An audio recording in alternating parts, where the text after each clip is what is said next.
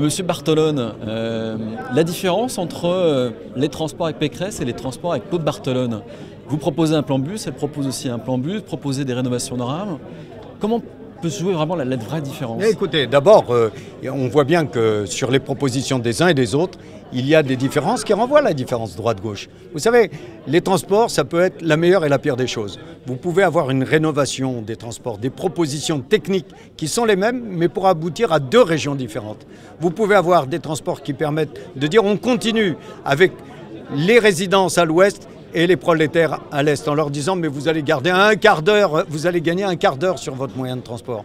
Moi je veux des transports qui techniquement peuvent relever d'un certain nombre de propositions, mais au service d'une Île-de-France humaine où l'on vit ensemble, où l'on en finit avec l'envoi des populations les plus fragilisées, très loin des centres, en leur disant tout simplement mais vous plaignez pas, vous allez gagner un quart d'heure sur vos transports. Donc on peut à la fois quelquefois avoir des propositions techniques semblables, mais avec une volonté de construire une Île-de-France totalement différente.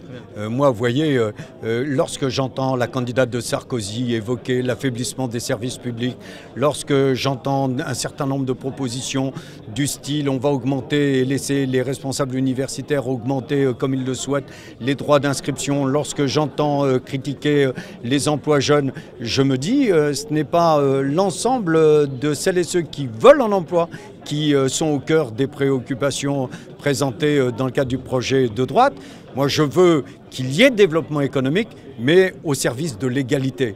Le progrès économique sans l'égalité, ce n'est pas une Île-de-France humaine. Moi, je suis très heureux d'avoir à la fois tenu le calendrier que j'avais annoncé et je suis très heureux d'avoir été conforme à la proposition que j'avais faite aux Franciliens de les associer à la réflexion sur mon projet. J'avais des intuitions, bien entendu, mais ces intuitions, elles devaient être passées au banc de la démocratie citoyenne.